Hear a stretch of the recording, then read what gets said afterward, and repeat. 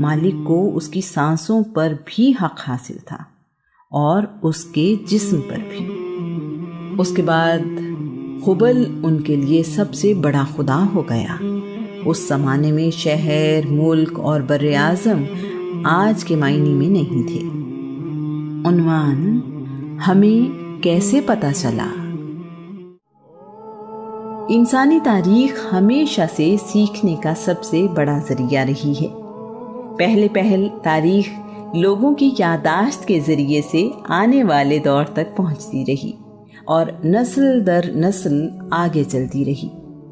اللہ کریم نے انسان کو قلم کے ذریعے لکھنا اور محفوظ کرنا سکھایا۔ کہیں انسان نے درختوں کی چھال پر لکھا تو کہیں پتھر کو اس مقصد کے لیے تراشا، کہیں کپڑے پر لکھا جانے لگا تو کہیں کھال پر۔ ہر دور میں انسان نے لکھنے اور محفوظ کرنے کا کوئی نہ کوئی طریقہ ڈھونڈ نکالا۔ جب کاغذ ایجاد ہوا تو اس کام کی رفتار بہت بڑھ گئی۔ اسی لکھنے اور محفوظ رہنے کی وجہ سے انسان نے ترقی کی۔ عام لوگوں کو بادشاہوں، بہادروں اور غیر معمولی لوگوں کی زندگی میں بہت دلچسپی رہی ہے۔ اللہ کے نبی آدم علیہ السلام سے لے کر محمد رسول اللہ تک اس دنیا میں مختلف وقتوں میں نبی اور رسول آتے رہے اور لوگوں کی زندگیوں میں انقلاب لاتے رہے۔ ان لوگوں کی تعلیمات تو ہدایت کا ذریعہ تھیں ہی، ان کی اپنی زندگیاں بھی انسان کی رہنمائی کے لیے بہت اہمیت رکھتی ہیں۔ ان کی زندگیوں کے متعلق ذکر آسمانی کتابوں اور صحیفوں میں بھی ملتا ہے۔ قرآن مجید اس سلسلے میں ہماری سب سے زیادہ رہنمائی کرتا ہے۔ قرآن مجید ہمارے لیے سب سے بڑا ذریعہ ہے جو ہمیں رسول اللہ کی زندگی کے متعلق معلومات فراہم کرتا ہے۔ اس کے بعد رسول اللہ کی زندگی کے بارے میں آپ کے ساتھیوں نے بتایا اور ہم تک یہ معلومات پہنچائیں۔ اس زمانے کی تاریخ کے بارے میں ہمیں بہت کچھ حدیثوں کی کتابوں سے ملتا ہے۔ اس دور کے بہت سے مخطوطے یعنی مینیوسکرپٹ بھی ملتے ہیں۔ رسول اللہ کی زندگی کی بہت سی باتیں کسی نہ کسی طرح لکھی ہوئی محفوظ ہیں۔ اس کے علاوہ رسول اللہ کی زندگی، جسے آج ہم سیرت رسول کہتے ہیں، رسول اللہ کے دور کے بہت ہی قریب کتابوں کی شکل میں محفوظ ملتی ہے۔ ابن اسحاق اس سلسلے میں بہت اہمیت رکھتے ہیں۔ رسول اللہ کے دور میں موجود کم و بیش 1,20,000 صحابہ نے کم از کم ایک بات اپنے بعد آنے والے لوگوں کی رہنمائی کے لیے بتائی ہے۔ کسی فرد واحد کے بارے میں اتنی معلومات اسی زمانے میں رہنے والوں کی زبانی اس طرح کہیں محفوظ نہیں ملتی۔ رسول اللہ کے بعد بھی ایسی تفصیل کسی اور شخصیت کے بارے میں ہمیں نہیں ملتی۔ عرب میں شاعری کی اہمیت سے ہم اچھی طرح واقف ہیں۔ عرب شاعری کے بارے میں کہتے ہیں، شاعری عرب لوگوں کی تہذیب کا محافظ خانہ ہے۔ اس دور کی شاعری بھی اس سلسلے میں ایک اہم ذریعہ ہے۔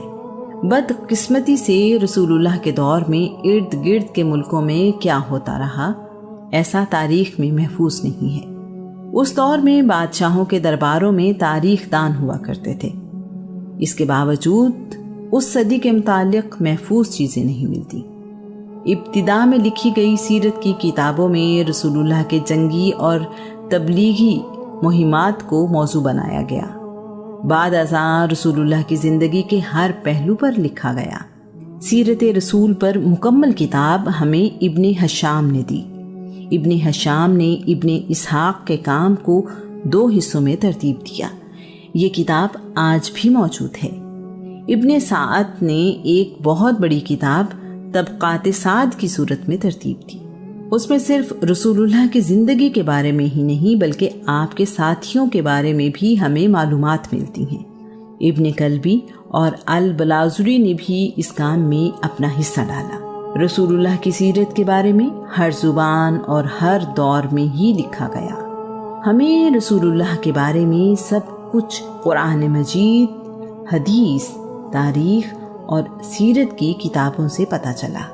انہی ذریعوں سے ہمیں پتہ چلا کہ رسول اللہ کی زندگی کیسی تھی، عادتیں کیسی تھیں، ظرف کیسا تھا، جنگیں کیسے ہوئیں، رسول اللہ کیسے تاجر تھے، کیسے خامند تھے، کیسے باپ تھے، آپ کی زندگی میں معاملہ فہمی کیسی تھی، لباس کیسا پہنتے تھے، کیا کھاتے پیتے تھے، خوشی اور غم کا اظہار کیسے کرتے تھے، ایک مہاجر سے لے کر ایک ریاست کے سربراہ کیسے بنے، ایک یتیم خود یتیم پرور کیسے بنا۔